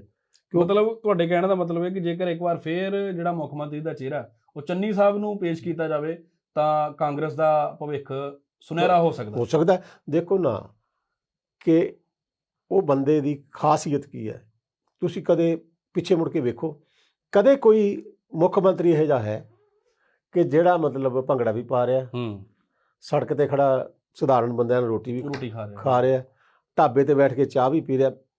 ਗੱਲਾਂ ਭਾਵੇਂ ਇਹ ਕੋਈ ਮਾਇਨਾ ਨਹੀਂ ਰੱਖਦੀਆਂ, ਜੇ ਭਾਵੇਂ ਇਹਨਾਂ ਗੱਲਾਂ ਦਾ ਅੱਜ ਕੱਲ੍ਹ ਮਜ਼ਾਕ ਵੀ ਉਡਾਇਆ ਜਾ ਰਿਹਾ। ਤੁਹਾਨੂੰ ਮੈਂ ਇੱਕ ਪਰ ਗੱਲ ਮੈਂ ਕਹਿੰਦਾ ਵੀ ਇਹ ਤੋਂ ਪਹਿਲਾਂ ਕਿਉਂ ਨਹੀਂ ਕਿਸੇ ਨੇ ਕਰਤਾ? ਬਿਲਕੁਲ। ਮਤਲਬ ਇਹ ਮੈਨੂੰ ਤੁਸੀਂ ਦੱਸੋ ਵੀ ਕੈਪਟਨ ਅਮਰਿੰਦਰ ਸਿੰਘ ਨੇ, ਜਾਂ ਸੁਖਬੀਰ ਬਾਦਲ ਨੇ, ਜਾਂ ਪ੍ਰਕਾਸ਼ ਸਿੰਘ ਬਾਦਲ ਨੇ ਕਦੇ ਭੰਗੜਾ ਨਹੀਂ ਪਾ ਲਿਆ? ਜਾਂ ਉਹ ਤੁਰੇ ਜਾਂਦੇ ਕਿਸੇ ਬੇਟੀ ਨੂੰ ਸ਼ਗਨ ਨਹੀਂ ਦਿੱਤਾ ਉਹਨਾਂ ਨੇ?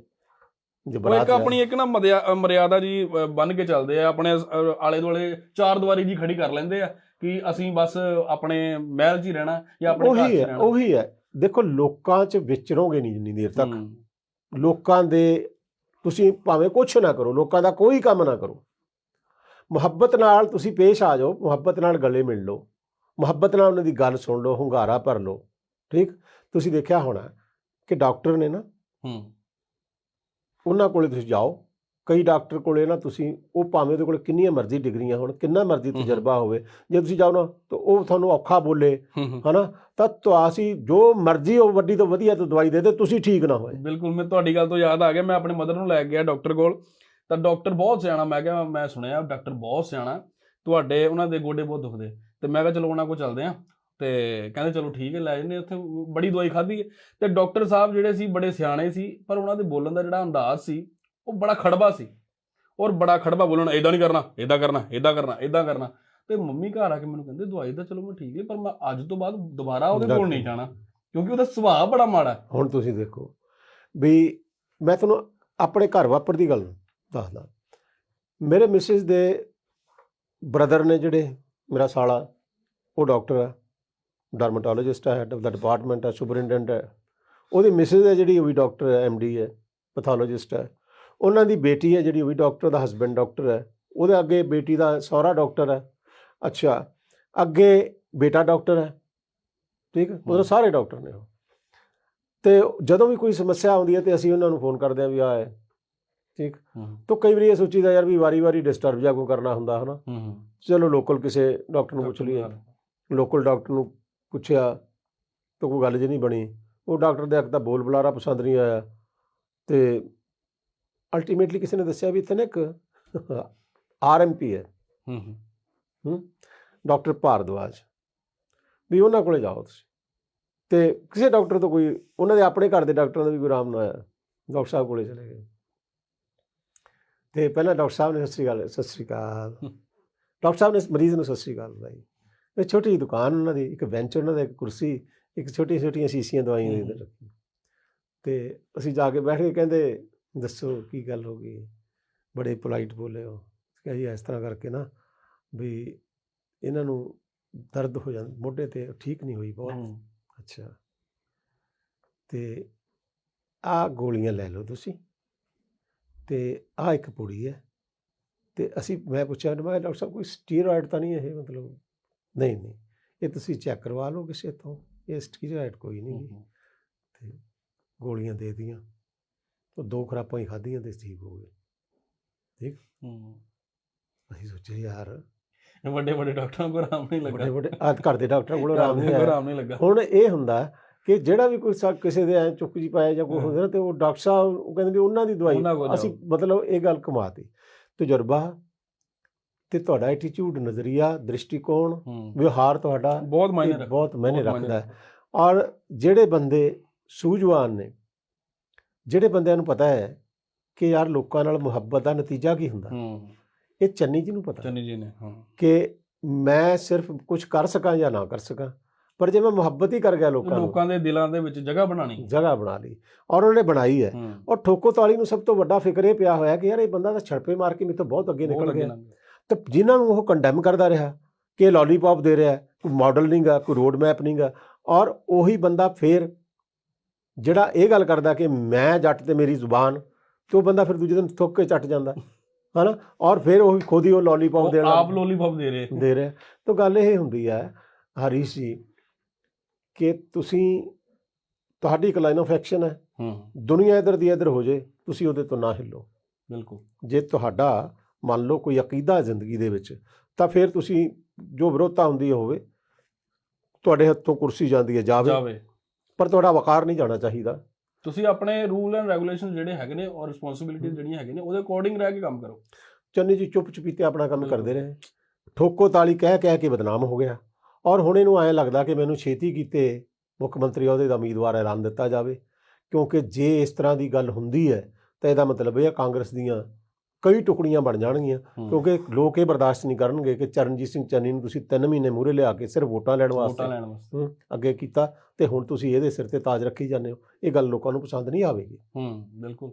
ਔਰ ਜੇਕਰ ਅਸੀਂ ਗੱਲ ਕਰੀਏ ਹੁਣ ਆਮ ਆਦਮੀ ਪਾਰਟੀ ਦੀ, ਤਾਂ ਆਮ ਆਦਮੀ ਪਾਰਟੀ ਦੇ ਨਾਲ ਜੋ ਕੁਝ ਜਲੰਧਰ ਦੇ ਵਿੱਚ ਵਾਪਰਿਆ, ਰਾਘਵ ਚੱਡਾ ਜੀ ਬੜੀ ਮੁਸ਼ਕਲ ਆਪਣੀ ਕਹਿ ਸਕਦੇ ਹਾਂ ਆਪਾਂ ਕਿ ਆਪਣੀ ਜਾਨ ਬਚਾ ਕੇ ਨਿਕਲੇ। ਪੁਲਿਸ ਵਾਲੇ ਉਹਨਾਂ ਨੂੰ ਬਚੂ ਕੇ ਗੱਡੀ ਤੱਕ ਛੱਡਣਗੇ, ਉੱਥੇ ਬੈਠੇ ਤੇ ਕੋਈ ਸਵਾਲ ਦਾ ਜਵਾਬ ਨਹੀਂ ਦਿੱਤਾ ਉਹਨਾਂ ਨੇ, ਔਰ ਸ਼ਾਇਦ ਉਹਨਾਂ ਕੋਲ ਕੋਈ ਜਵਾਬ ਸੀਗਾ ਹੀ ਨਹੀਂ। ਕਿ ਜਿੱਦਾਂ ਆਮ ਆਦਮੀ ਪਾਰਟੀ ਨੂੰ ਮੂੰਹ ਤੇ ਹੀ ਉਹਨਾਂ ਦੇ ਕਈ ਲੋਕ ਕਹਿ ਰਹੇ ਸਨ ਉੱਥੇ, ਜਿੰਨੇ ਆਗੂ ਇਕੱਠੇ ਹੋਏ ਸਨ, ਪੁਰਾਣੇ ਆਗੂ ਜਿਹੜੇ, ਕਿ ਤੁਸੀਂ ਪੈਸੇ ਲੈ ਕੇ ਡੀਲਸ ਫਿਕਸ ਕਰਕੇ ਤਾਂ ਤੁਸੀਂ ਟਿਕਟਾਂ ਵੇਚ ਰਹੇ ਹੋ। ਕੋਈ ਜਵਾਬ ਨਹੀਂ ਸੀ। ਕਿ ਕੇਜਰੀਵਾਲ ਕੋ ਵੀ ਹੁਣ ਕੋਈ ਜਵਾਬ ਨਹੀਂ ਇਸ ਚੀਜ਼ ਦਾ? ਜਾਂ ਜਿਹੜੇ ਉਹ ਕਹਿੰਦੇ ਸਨ ਕਿ ਅਸੀਂ ਭ੍ਰਸ਼ਟਾਚਾਰੀ ਨਹੀਂ ਹੈਗੇ, ਅਸੀਂ ਇਹ ਕਰ ਦਿਆਂਗੇ ਪੰਜਾਬ ਦੇ ਵਿੱਚ ਇੰਡਸਟਰੀਜ਼ ਲਈ, ਇਹ ਕਰਾਂਗੇ, ਉਹਦੇ ਲਈ ਉਹ ਕਰਾਂਗੇ, ਅਸੀਂ 1% ਦਾ ਭ੍ਰਸ਼ਟਾਚਾਰ ਨਹੀਂ ਲਿਆਵਾਂਗੇ ਪੰਜਾਬ ਦੇ ਵਿੱਚ, ਉਹ ਆਪ ਹੀ ਹੁਣ ਭ੍ਰਸ਼ਟਾਚਾਰ ਦੇ ਸਿਰ ਤੇ ਆਪਣੇ ਟਿਕਟਾਂ ਵੰਡ ਕੇ ਤੇ ਪ੍ਰਚਾਰ ਕਰਨ 'ਚ ਲੱਗੇ ਹੋਏ ਨੇ। ਦੇਖੋ, ਇਹ ਤਾਂ ਕੋਈ ਲੁਕੀ ਛੁਪੀ ਗੱਲ ਨਹੀਂ ਹੈ ਹੁਣ, ਔਰ ਆਪਾਂ ਇਸ ਤੇ ਗੱਲ ਕਰ ਚੁੱਕੇ ਹਾਂ ਕਿ ਇਹ ਸਿਆਸਤ ਆ ਜਿਹੜੀ, ਇਹਦੇ ਵਿੱਚ ਬਹੁਤ ਘੱਟ ਲੋਕ ਐਸੇ ਹੁੰਦੇ ਨੇ ਜਿਹੜੇ ਇਮਾਨਦਾਰ ਹੁੰਦੇ ਨੇ, ਔਰ ਇਹਨਾਂ ਨੇ ਅਜੇ ਤਾਂ ਸ਼ੁਰੂਆਤ ਹੈ। ਜਦੋਂ ਪਹਿਲਾਂ 2017 ਵੇਲੇ ਟਿਕਟਾਂ ਦੀ ਗੱਲ ਹੋਈ ਤਾਂ ਬਹੁਤ ਬੰਦੇ ਜਿਹੜੇ ਭਗਵੰਤ ਮਾਨ ਦੇ ਬੜੇ ਕਰੀਬੀ ਸੀਗੇ ਉਹਨਾਂ ਦੇ ਨਾਲ ਵਿਚਰਦੇ ਰਹੇ, ਔਰ ਜਿਨ੍ਹਾਂ ਨੂੰ ਇਹ ਸੀਗਾ ਕਿ ਭਗਵੰਤ ਮਾਨ ਮਤਲਬ ਜਿਵੇਂ ਸਾਡਾ ਮਿੱਤਰ ਹੀ ਹੈ, ਦੋਸਤ ਹੀ ਹੈ, ਤਾਂ ਉਹ ਭਗਵੰਤ ਮਾਨ ਨੂੰ ਜਦੋਂ ਉਹਨਾਂ ਨੇ ਸਵਾਲ ਪਾਇਆ ਕਿ ਸਾਨੂੰ ਫਲਾਹ ਹਲਕੇ ਤੋਂ ਟਿਕਟ ਦਿਓ, ਤਾਂ ਉਹਨਾਂ ਨੇ ਖੁਦ ਹੀ ਦੱਸਿਆ ਕਿ ਸਿੱਧਾ ਹੀ ਸਿੱਧਾ ਜਵਾਬ ਸੀ ਕਿ 2 ਕਰੋੜ ਰੁਪਈਆ ਜੇ ਹੈਗਾ ਟਿਕਟ ਲੈ ਲਓ। ਤਾਂ ਉਹੀ ਕੁਝ ਹੁਣ ਹੋ ਰਿਹਾ ਹੈ। ਲੋਕਾਂ ਨੂੰ ਇਹ ਗੱਲ ਸਮਝਣੀ ਚਾਹੀਦੀ ਹੈ ਕਿ ਅਰਵਿੰਦ ਕੇਜਰੀਵਾਲ ਕੋਈ ਅਸਮਾਨ 'ਚ ਉਤਰਿਆ ਦੇਵਤਾ ਨਹੀਂ ਹੈ, ਉਹ ਵੀ ਸਧਾਰਨ ਬੰਦਾ ਹੈ, ਸਧਾਰਨ ਲਾਲਸਾਵਾਂ ਨੇ, ਸਧਾਰਨ ਲਾਲਚ ਨੇ। ਔਰ ਜਿਹੜਾ ਬੰਦਾ ਇਹ ਕਹਿੰਦਾ ਸੀ ਕਦੇ ਕਿ ਮੈਂ ਜਦੋਂ ਮੁੱਖ ਮੰਤਰੀ ਬਣਿਆ ਵੀ ਮੇਰੀ ਸਰਕਾਰ ਆਈ ਤਾਂ ਮੈਂ ਸਧਾਰਨ ਬੰਦੇ ਵਾਂਗੂ ਹੀ ਵਿਚਰਨਾ, ਮਤਲਬ ਮੈਂ ਆਪਣੀ ਗੱਡੀ 'ਚ ਹੀ ਜਾਣਾ ਔਰ ਆਪਣਾ ਜਿਹੜਾ ਘਰ ਆ ਉੱਥੇ ਹੀ ਰਹਿਣਾ, ਤੇ ਮੈਂ ਕੋਈ ਸਰਕਾਰੀ ਸਹੂਲਤ ਨਹੀਂ ਲੈਣੀ। ਤੇ ਅੱਜ ਹਾਲ ਵੇਖ ਲਓ ਕੀ ਹੈ, ਮਤਲਬ ਉਹਨਾਂ ਪੂੰਜੀਪਤੀਆਂ ਵਰਗਾ ਹੈ ਜਿਹੜੇ ਕਿ ਕੁਛ ਤਾਂ ਇਹ ਹੁੰਦੇ ਆ ਨਵੇਂ ਬਣੇ ਹੁੰਦੇ ਆ, ਕਈਆਂ ਕੋਲੇ ਜੱਦੀ ਪੁਸ਼ਤੀ ਮਾਇਆ ਹੁੰਦੀ ਹੈ, ਇਹਦੇ ਕੋਲੇ ਮਾਇਆ ਆ ਬੜੀ ਛੇਤੀ ਗਈ, ਕਿਉਂਕਿ ਪਹਿਲੀ ਗੱਲ ਤਾਂ 1 ਅਰਬ ਰੁਪਈਆ ਤਾਂ ਬਾਹਰੋਂ ਹੀ ਆ ਗਿਆ ਜਿਹੜਾ ਇਹ ਖਾ ਗਏ। ਬਿਲਕੁਲ ਠੀਕ ਹੈ, ਜਿਵੇਂ ਸੁੱਚਾ ਸਿੰਘ ਛੋਟੇਪੁਰ ਨੇ ਕਿਹਾ ਵੀ ਸਾਰੇ ਪੈਸੇ ਹੜੱਪ ਗਏ ਦੋਨੇ ਜਾਣੇ ਮਿਲ ਕੇ, ਔਰ ਹੁਣ ਤੁਸੀਂ ਦੇਖ ਲਓ ਹੁਣ ਇਹ ਕਰੋੜਾਂ ਇਕੱਠੇ ਕਰੀ ਜਾਂਦੇ ਨੇ, ਔਰ ਕਰਨੇ ਹੀ ਕਰਨੇ ਆ। ਇਹਨਾਂ ਨੂੰ ਇਹ ਨਹੀਂ ਹੁੰਦਾ ਕਿ ਸਰਕਾਰ ਬਣੇ ਨਾ ਬਣੇ, ਇਹਨਾਂ ਨੂੰ ਇਹ ਹੁੰਦਾ ਕਿ ਜੇ ਬਣ ਜੇ ਤਾਂ ਵੀ ਠੀਕ ਹੈ, ਆਪਣਾ ਮਾਲ ਦੇ ਅੰਦਰ ਹੋਵੇ ਨਾ ਸਾਡਾ, ਇਹਨਾਂ ਦੀ ਸੱਤੀ ਵੀ ਹੀ 100 ਹੈ। ਮਤਲਬ ਇਹ ਜੇ ਸਰਕਾਰ ਨਹੀਂ ਬਣਦੀ ਤਾਂ ਕਰੋੜਾਂ ਇਕੱਠੇ ਕਰ ਲਏ, ਜੇ ਸਰਕਾਰ ਬਣ ਜੂਗੀ ਤਾਂ ਫਿਰ ਅਰਬਾਂ ਇਕੱਠੇ ਕਰ ਲੈਣਗੇ, ਫਰਕ ਬਹੁਤਾ ਨਹੀਂ ਗਾ। ਸੋ ਇਸ ਕਰਕੇ ਇਹਨਾਂ ਤੋਂ ਸੁਚੇਤ ਰਹਿਣਾ ਚਾਹੀਦਾ।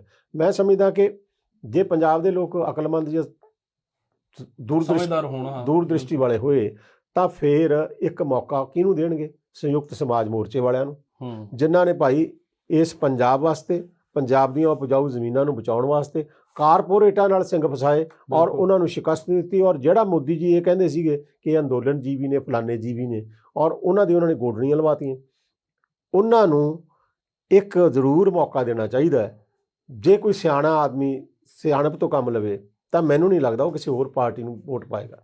ਮਤਲਬ ਤੁਹਾਡੇ ਕਹਿਣ ਦਾ ਮਤਲਬ ਇਹ ਹੈ ਕਿ ਸੰਯੁਕਤ ਸਮਾਜ ਮੋਰਚਾ ਜਿਹੜਾ ਉਹਨਾਂ ਨੂੰ ਮੌਕਾ ਦੇ ਕੇ, ਕੀ ਉਹ ਜਿੱਦਾਂ ਪੰਜਾਬ ਦੇ ਵਿੱਚ ਜਿਹੜੀਆਂ ਪਾਰਟੀਆਂ ਨੇ ਪਹਿਲਾਂ ਰਾਜ ਕੀਤਾ ਉਹਨਾਂ ਤੋਂ ਅਸੰਤੁਸ਼ਟ ਰਹੀ ਹੈ ਪੰਜਾਬ ਦੀ ਜਨਤਾ, ਹਾਲੇ ਤੱਕ ਅਸੰਤੁਸ਼ਟ ਹੈ, ਇਸ ਲਈ ਇਹ ਜਿਹੜਾ ਤੁਸੀਂ ਆਪਾਂ ਪਹਿਲਾਂ ਗੱਲ ਕੀਤੀ ਕਿ ਧੁੰਦਲਾ ਜਿਹਾ ਭਵਿੱਖ ਨਜ਼ਰ ਆ ਰਿਹਾ, ਤੇ ਕੀ ਉਹ ਉਸ ਧੁੰਦਲੇ ਭਵਿੱਖ ਨੂੰ ਚਾਨਣ ਦਿਖਾ ਸਕਦੇ ਨੇ? ਦੇਖੋ, ਜਮਾਂਦਰੂ ਕੋਈ ਮਤਲਬ ਬਾਦਸ਼ਾਹ ਨਹੀਂ ਹੁੰਦਾ ਤੇ ਜਮਾਂਦਰੂ ਕੋਈ ਹੁਕਮਰਾਨ ਨਹੀਂ ਹੁੰਦਾ। ਜਿਹੜੀ ਹੁਕਮਰਾਨੀ ਹੈ ਜਾਂ ਬਾਦਸ਼ਾਹਤ ਹੈ ਇਹ ਹੌਲੀ ਹੌਲੀ ਬੰਦੇ ਨੂੰ ਆਉਂਦੀ ਹੈ, ਬਹੁਤ ਸਮਾਂ ਲੱਗ ਜਾਂਦਾ ਹੈ। ਤੇ ਜਿਹੜੇ ਚੇਤਨ ਦਿਮਾਗ ਹੁੰਦੇ ਨੇ ਉਹ ਛੇਤੀ ਗ੍ਰਹਿਣ ਕਰ ਲੈਂਦੇ ਨੇ ਕਿ ਹੁਕਮਰਾਨੀ ਕਰਨੀ ਕਿਵੇਂ ਹੈ। ਜੇ ਭਗਵੰਤ ਮਾਨ ਨੇ ਸੁਪਨਾ ਲੈ ਰਿਹਾ ਵੀ ਮੈਂ ਪੰਜਾਬ ਦਾ ਮੁੱਖ ਮੰਤਰੀ ਬਣ ਜਾ, ਠੀਕ ਹੈ, ਜਾਂ ਕੋਈ ਹੋਰ ਬੰਦਾ ਉਹ ਲੈ ਰਿਹਾ ਤਾਂ ਕੋਈ ਏਡੀ ਗੱਲ ਨਹੀਂ, ਫਿਰ ਇਹਨਾਂ ਨੂੰ ਵੀ ਉਹ ਸਾਰੇ ਸੁਪਨੇ ਲੈਣ ਦਾ ਹੱਕ ਹੈ। ਔਰ ਦੇਖੋ ਜਿਹੜੀਆਂ ਇਹ ਹੋਰ ਜਥੇਬੰਦੀਆਂ ਨੇ, ਕਿਸਾਨ ਜਥੇਬੰਦੀਆਂ, 19 ਕਿਸਾਨ ਜਥੇਬੰਦੀਆਂ ਤਾਂ ਜਿਹੜੀਆਂ ਨੇ ਸੰਯੁਕਤ ਸਮਾਜ ਮੋਰਚੇ ਸ਼ਾਮਿਲ ਹੋ ਗਈਆਂ ਨੇ, ਬਾਕੀ ਰਹਿੰਦੀਆਂ ਨੇ ਟੋਟਲ 32 ਕਿਸਾਨ ਜਥੇਬੰਦੀਆਂ ਨੇ ਜਿਹੜੀਆਂ ਇਹ ਕਹਿ ਰਹੀਆਂ ਨੇ। ਮੈਨੂੰ ਉਹਨਾਂ ਦੀ ਅਕਲ ਤੇ ਹਾਸਾ ਹੁੰਦਾ ਹੈ ਕਿ ਜੀ ਅਸੀਂ ਮਤਲਬ ਸੰਯੁਕਤ ਕਿਸਾਨ ਮੋਰਚਾ ਸੀ ਜਿਹੜਾ ਇਹ ਨਰੋਲ ਗੈਰ ਸਿਆਸੀ ਅੰਦੋਲਨ ਸੀ। ਮੈਂ ਇੱਕ ਸਮਝ ਨਹੀਂ ਆਉਂਦਾ ਵੀ ਜੇ ਤੁਸੀਂ ਰਵਾਇਤੀ ਸਿਆਸੀ ਪਾਰਟੀਆਂ ਨੂੰ ਵੋਟਾਂ ਪਾ ਕੇ ਉਹਨਾਂ ਦੀਆਂ ਜੁੱਤੀਆਂ ਹੀ ਖਾਣੀਆਂ ਨੇ ਤਾਂ ਫਿਰ ਤੁਸੀਂ ਖੁਦ ਹੁਕਮਰਾਨ ਕਿਉਂ ਨਾ ਬਣੋ? ਕਿਉਂ ਨਾ ਤੁਸੀਂ ਫਿਰ ਇਸ ਰਾਜਨੀਤੀ ਦੇ ਵਿੱਚ ਹਿੱਸਾ ਲਓ? ਜੇ ਤੁਸੀਂ ਮਤਲਬ ਤੁਸੀਂ ਇਹ ਸੋਚ ਲਿਆ ਕਿ ਛਿੱਤਰ ਅਸੀਂ ਉਹਨਾਂ ਦੇ ਖਾਣੇ, ਉਹਨਾਂ ਨੂੰ ਵੋਟਾਂ ਪਾਉਣੀਆਂ ਨੇ, ਫਿਰ ਅੰਦੋਲਨ ਵੀ ਉਹਨਾਂ ਦੇ ਖਿਲਾਫ ਕਰਨਾ। ਤੇ ਤੁਸੀਂ ਇਹ ਕਿਉਂ ਨਹੀਂ ਸੋਚਦੇ ਕਿ ਤਾਕਤ ਤੁਹਾਡੇ ਕੋਲੇ ਆਵੇ ਹੁਕਮਰਾਨੀ ਦੀ, ਤੁਸੀਂ ਆਪਣੇ ਫੈਸਲੇ ਆਪ ਕਰੋ, ਤੁਸੀਂ ਦੱਸੋਗੇ ਕਿਹੜੇ ਕਾਨੂੰਨ ਅਸੀਂ ਬਣਾਉਣੇ ਨੇ ਔਰ ਕਿਹੜੇ ਕਾਨੂੰਨ ਸਾਡੇ ਹਿੱਤ ਵਿੱਚ ਨੇ। ਤੁਸੀਂ ਫੈਸਲਾ ਤੁਸੀਂ ਕਰੋ, ਮੁਨਸਿਫ ਤੁਸੀਂ ਬਣੋ, ਇਨਸਾਫ ਤੁਸੀਂ ਕਰੋ। ਲੇਕਿਨ ਜੇ ਤੁਸੀਂ ਵੋਟਾਂ ਉਹਨਾਂ ਚੋਰਾਂ, ਡਕੈਤਾਂ, ਲੁਟੇਰਿਆਂ ਨੂੰ ਪਾਉਣੀਆਂ ਨੇ ਜਿਹੜੇ 5-5 ਸਾਲ ਬਾਅਦ ਬਦਲ ਕੇ ਆਉਂਦੇ ਨੇ, ਤਾਂ ਫਿਰ ਤੁਹਾਡੀ ਜਾਗਰਤੀ ਦਾ, ਤੁਹਾਡੇ ਚੇਤਨਤਾ ਦਾ ਫਾਇਦਾ ਕੀ ਹੈ? ਤੁਸੀਂ ਅੱਜ ਆਪਣੇ ਪੈਰਾਂ ਤੇ ਬਹੁਤ ਵੱਡਾ ਕੁਹਾੜਾ ਮਾਰੋਗੇ ਜੇ ਤੁਸੀਂ ਇਕਜੁੱਟ ਹੋ ਕੇ ਇਸ ਸੰਯੁਕਤ ਜਿਹੜਾ ਸਮਾਜ ਮੋਰਚਾ ਇਹਦਾ ਹਿੱਸਾ ਨਹੀਂ ਬਣੋਗੇ। ਇਹ ਪਹਿਲਾ ਤੇ ਆਖਰੀ ਮੌਕਾ ਹੈ। ਜੇ ਤੁਸੀਂ ਇਹਨੂੰ ਖੁੰਝਾਤਾ, ਇਹਦਾ ਮਤਲਬ ਇਹ ਹੈ ਕਿ ਤੁਸੀਂ ਪੰਜਾਬ ਦੇ ਨਾਲ ਇਨਸਾਫ ਨਹੀਂ ਕੀਤਾ, ਤੁਸੀਂ ਪੰਜਾਬ ਦੇ ਨਾਲ ਘੋਰ ਬੇਇਨਸਾਫੀ ਕੀਤੀ ਹੈ। ਸੋ ਸਰ, ਸਾਨੂੰ ਵੀ ਹੁਣ ਇੰਤਜ਼ਾਰ ਰਹੇਗਾ ਕਿ ਕਿਹੜੀ ਪਾਰਟੀ ਪੰਜਾਬ ਦੇ ਵਿੱਚ ਆਪਣੀ ਸੱਤਾ ਕਾਇਮ ਕਰਦੀ ਹੈ। ਉਹ ਭਾਵੇਂ ਸੰਯੁਕਤ ਸਮਾਜ ਮੋਰਚਾ ਹੋਵੇ, ਕਾਂਗਰਸ ਹੋਵੇ, ਬੀਜੇਪੀ ਹੋਵੇ, ਅਕਾਲੀ ਦਲ ਹੋਵੇ ਜਾਂ ਭਾਵੇਂ ਬਸਪਾ ਹੋਵੇ ਤੇ ਇਹਦੇ ਤੇ ਅਸੀਂ ਹੋਰ ਜ਼ਿਆਦਾ ਵਿਚਾਰ ਚਰਚਾ ਕਰਨ ਦੇ ਲਈ ਕੱਲ ਫੇਰ ਸ਼ਾਮਲ ਹੋਵਾਂਗੇ। ਮੈਨੂੰ, ਹਰੀਸ਼ ਨੂੰ ਤੇ ਬਲਜੀਤ ਸਰ ਨੂੰ ਦਿਓ ਇਜਾਜ਼ਤ। ਨਮਸਕਾਰ।